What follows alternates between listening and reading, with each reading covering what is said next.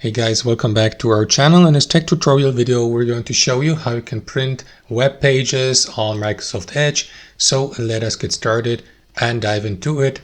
Launch the Microsoft Edge web browser and access the website or web page you would like to print.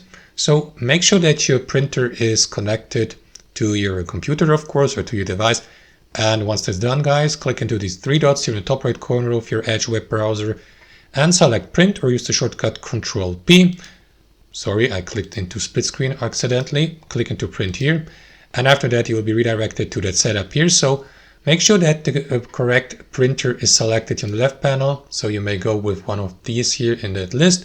Select the correct printer, select the number or amount of copies, select your page orientation or layout like portrait, or I personally would prefer going with a landscape because, you know, these websites are displayed usually in a 1280 by 720 resolution. So I will go with landscape, and below you may also select all pages or specific pages, for example, for between 1 and 5. I don't know if that makes any sense for these web pages here, but okay. So I will stick to all here, for example, if it's a longer web page. And yeah, you may switch also between gray, or it is black and white, and color. For instance, if your web page features also a lot of colors, or if you'd like to stick to black and white, you may go with that one too.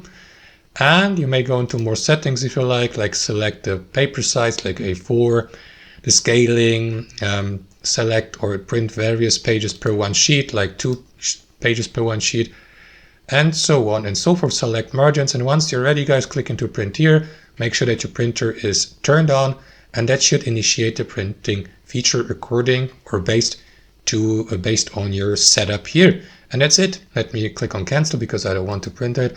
That's how it works in practice, guys. Hope you enjoyed this video, got some value from it, and we'll catch you later.